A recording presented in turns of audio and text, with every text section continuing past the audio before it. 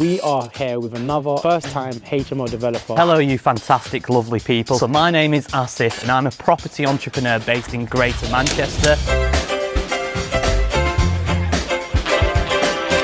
This building is 2 flats and we're going to be converting into 6 bedrooms, 6 en suites. But check the requirements on that. Definitely check the requirements. We've got quite a few plans for the seller. We're going to turn this into a living space / cinema room, which is exciting. I call Asif a master networker. Welcome to my crib.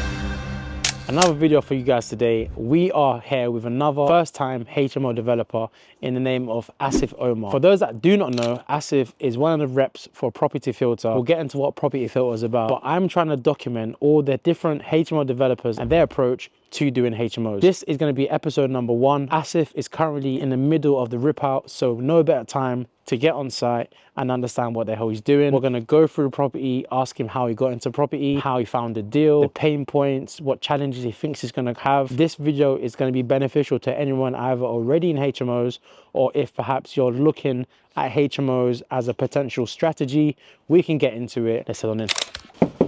Hello, you okay? Congratulations on completing. Thank you very much. So thank you so much for allowing us to come down today. Tell us very briefly a bit about yourself. Hello you fantastic, lovely people. So my name is Asif and I'm a property entrepreneur based in Greater Manchester. Many of you will probably recognise me in the networking scene, but of course a lot of you will recognise me as Asif from Property Filter, which is the UK's highest rated platform for finding deals. Last year, I spoke at over 25 different events about the powers of Property Filter to over 1,000 people. And today we're here in Bolton at Russell Street to show you through my project. Welcome to my crib. Let's go. We're just going to go straight into bedroom number 1. Take us through roughly what the plan is for this space. Currently, this project or this building is 2 flats and we're going to be converting into 6 bedrooms, 6 en suites. And we're in bedroom 1 right now. Here you can see it's a really large space. This is going to be a double bedroom with an ensuite in this corner here, and there's also going to be a small kitchenette. We're going to knock down that chimney to create even more space, and as you can see at the window as well, there's plenty of light that is coming into this, so it should be a really fantastic space to start the build. The windows usually are not this big, which is going to be something that whoever's in this room is going to really benefit from. Another good thing I realized is outside is such a quiet street. Seems like a pent up residential area, so definitely a good perk. What's the plan for the boiler, as I say, in the room? So I'll show you later on. It's going to be going down into the cellar. I've got quite a few plans for the cellar. Question before we go to the next room is, how did you find this property? Obviously, Property Filter, the UK's highest rated platform, where I found this property. Where did you find yours? I found mine also on Property Filter. It works, guys. In terms of the process, viewing it, was there a competition in terms of bidding, or was you just offered and straight through? Basically offered straight through. So actually one of the things that Property Filter showed us that it was a sale that had fallen through. And then I knew, okay, the owner's quite motivated as well. So it was on for, I think, 160,000. I initially offered 142,000, somewhere around there. And unfortunately they said it was a bit too low. Somebody else was looking to purchase it using a mortgage as well, but because we're cash buyers, they thought we were better off position. So eventually I think we went up to 155 after a bit of negotiation. We actually got quite lucky. Do you know, with the stamp duty going up, we renegotiated down to 153,500, but then we also found out this was a probate property, so we negotiated it down and then we didn't have to pay any stamp duty anyway, so we got quite lucky in that way. Quick tip there is, like, it shows that just because a property is listed for a price online, it doesn't mean that that's the price you need to go for. Asif has very clearly just told us he did a bit of negotiation, he used data and things happening to get a price to what worked for the numbers. Exactly that. And then also we can probably go more into the property, but it is a huge property. Overall, it's almost 160 square meters, which is massive considering we're only paying, what, 153,000 for. You said it was 2 flats. Is it 2 flats on land registry? It is 2 flats under 1 freehold title. Does that have any effect with the HMO plans? No. Perfect. Let's head through to, I guess, bedroom number 2. Yep, absolutely. It's pretty much the same as bedroom number 1, a very large space here. We're going to have the ensuite just in this corner. The reason why we're doing that is because we've got the ensuite on the other side, so that helps with the plumbing and drainage. Again, we're going to have another kitchenette here. In terms of the layout, it's quite rectangular. There's no really walls to knock down or anything. It's pretty straightforward, this one. I can see we're kind of halfway through the rip out. Tell me how you came about finding the builder. Was there a load of different builders you went went to? How did you decide the builder that you went with? One of the things that I'm quite lucky with is my JV partner, and we'll talk about the finance side later on as well. He's actually got his own build company, so it's BU, and they've done over 40 HMO conversions. Because I'm JVing with him as well, one of the benefits is that I'm getting it at cost as well, so which means I'm saving 10 to 15% on the refurb. So again, in terms of funding deals, we all know you can get money, lend it on a debt or equity, but there's also the powers of joint ventures. So Asif has just basically said he's partnered up with someone that is well versed in the HMO space, leverage their team so the risks have been mitigated. As you continue to work with this person, you're building yourself up, so eventually you have your own team as opposed to coming in on your own, making stupid mistakes. That's exactly it. Big tip there for you guys. What's the next room? We'll go into the kitchen dining space. Before, previously, this was a kitchen space, and then just behind here where you can see the wall has been knocked down, this was a bathroom. We've knocked this wall down and we're creating more of a kitchen diner, and I think the next stage is to knock this wall as well to create more space. And then with this chimney, which is seems like a massive chimney, is that coming out above as well? I think it is, yeah. Take me through how you've got to the final design. Did you work with an architect? Take me through that process. So I've been working with an architect, with Jeffrey Jordan Architects. I went to a BNI event and he was part of my BNI group, and then we've been doing quite a bit of work. And Mohammed, who's also my business partner, he does a lot of work with him as well. I believe you're having kitchenettes in some of the rooms. What does that mean for this space, particularly with the planning requirements for a space as if it was 6 people having a kitchen space? Yeah. So do you need to have less cooking facilities here? There cooking facilities in the bedroom? There are kitchenettes in there, fridge and freezers, but there isn't any hob spaces in the rooms. Okay. But in this kitchen room is the hob space for everybody else. But then also, it depends on the council. So I'm not sure about Bolton Council off the top of my head. For example, Warrington, if you have 2 kitchenette rooms, you can go from 19.5 square meters down to, I think it's 10.5 square meters in your kitchen living space. But check the requirements on that. Why are you choosing to have kitchenettes in bedrooms? 2 reasons really. Number 1 is because people prefer it. They prefer having their own fridge freezer space in there. And then number 2 helps to increase the rents as well, which means at the end, if you're increasing your rents, you're going to get a higher valuation ROI as well, yeah. Any tips you would have for someone like yourself looking to get into HMOs? I think it's all about the people that you know and the people that you meet, because obviously at the beginning of your journey you're not that experienced and the knowledge is not quite there. So just to give you a little bit of background, initially what I wanted to do, I started in 2021, wanted to get myself into the HMO world for various reasons, because number 1, I played hockey, so I knew a lot of tradespeople, and number 2, I worked in a university, so I knew a lot of students as well. So I went and started to do rent to rent on my own. Unfortunately, I was struggling at the beginning to do my rent to rent. We actually met through that. You contacted me saying that I'm looking to do Mark Fitzgerald's course. But then what happened was I went to a PIN networking event and I met somebody who had basically is 10 years ahead of me. Chris from that Ideal Property Group. He went to me, oh, come and work for us. It took a bit of time, but eventually I'd made that jump, learned quite a bit about property, built my network and contacts through that. Then went to, like I said, a few networking events, met my business partner through there.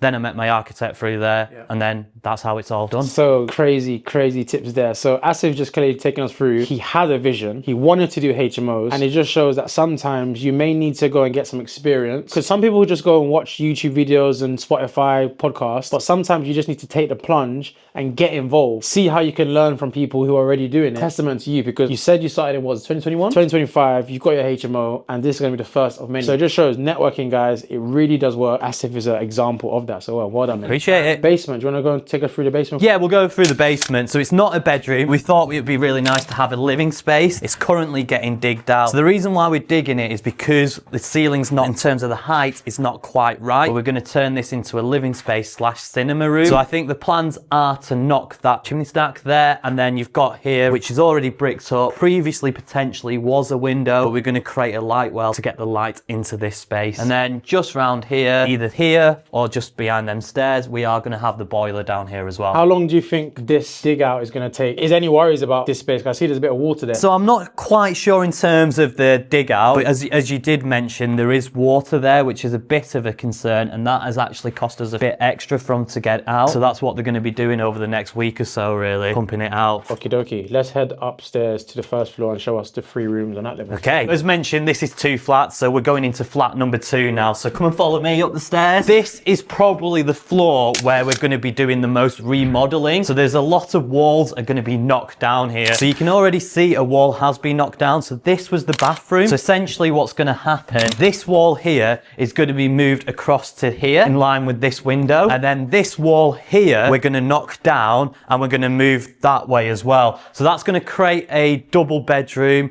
with an ensuite in this room. I think that's going to be the smallest room. Then you're going to have another double bedroom with an ensuite, the ensuite being here. And then parallel to that is going to be the other ensuite as well. So essentially 2 double bedrooms with ensuites in this space here. Is there any kitchenettes in these rooms? No, so these are not going to have kitchenettes. Okay. There's a boiler there. Is that coming out? That is coming out. Cool. So that's bedroom 3, 4. Let's head through to number 5. Coming to bedroom number 5. And as mentioned, we are going to be knocking down that wall. We're going to put some steels in here. We're going to be removing this chimney stack as well to create the space here. And then you can see through this bit here is currently flat number 2's kitchen, small kitchen area. We're going to be opening that space, and actually the entrance to this room is going to be through that bit there, and then we're going to border that up. I think it's a great use of space because floor plans are there to be optimized, changing entrances, moving walls. Hence why it's very important, like I said all the time, to work with an architect who has the vision, who understands HMOs, and obviously you guys being developers, direct them to what you need, maximizing the space. Do you have any concerns with this room? Anything that you're worried about? Not particularly. I'm confident in the build team, to be honest. Obviously there's a lot of work going on in this floor, so this is probably going to be the most expensive. We've got the steels going in here as well, but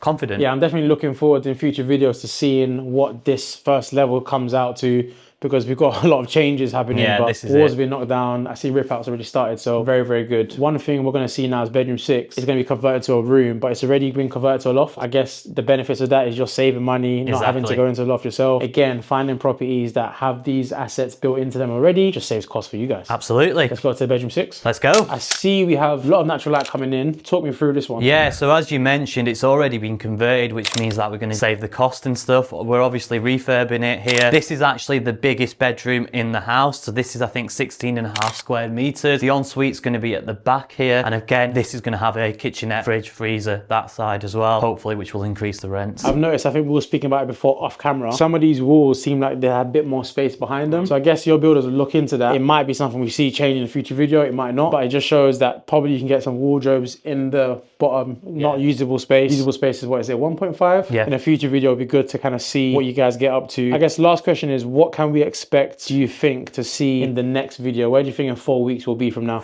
Well, that's a big question. I haven't checked the rotor. This has been done so far, what you've seen, in just like a week. And are they working Monday to Friday, here weekend? Occasionally here at weekends as well. So they were here this morning doing something. So Okay, wow. And this is what, it's a Sunday? It's a Sunday. Yeah. So we just quickly come from bedroom number 6 back downstairs. I wanted to just ask Asif a few questions. Obviously, people watching this, knowing property, everyone wants to know the numbers. Yes. Take us through. So in terms of the numbers, the purchase price, as I mentioned, was 153,500, which we did get down from 160,000. In terms of the cost of works, as I'd mentioned as well, because I've got a JV partner, BU, who are doing the works, we are doing it at cost. It is about 110,000. The end value is 370,000. We have had a pre-valuation of 335,000 to be transparent. The reason why we've had that is because they've done it on market rents, which is 600. So I believe we'll probably get around 650, potentially more on the rents. And the reason why I believe that is because the agent that we're using, they're getting 675 for properties in Bolton. Perfect. So again, you've gone into the deal doing your research, knowing what's possible. You're not maximizing what you can get. You're saying you want to get 650, but if you can get 675, obviously you'll be happy with that. Yeah, so they're getting 675 for double bedrooms with en-suites. We've also got kitchenettes in here, so maybe we can push it up a little bit more. Yeah. But as you mentioned, it's better to be conservative and base it on the 650. Another thing I wanted to ask is obviously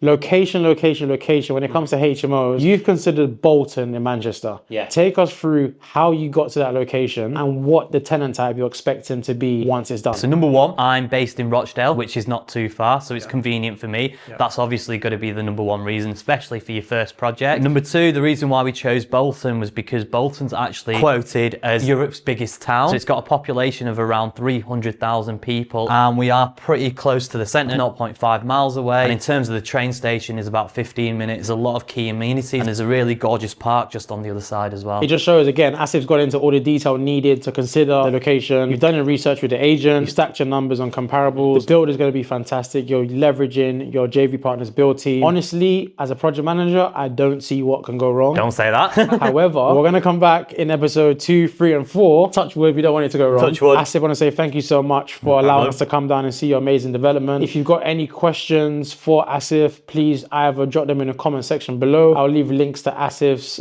social media handles in the description. If you're a first-time developer yourself, no better person than to reach out than to Asif. He is a very nice guy, as you see on the camera today. Very happy to kind of help you guys, encourage you whatever. So Asif, thank you so much for allowing us to come in, and we'll look forward to the next one. Appreciate it. Thank you. See you soon, folks. Let's go. Let's go.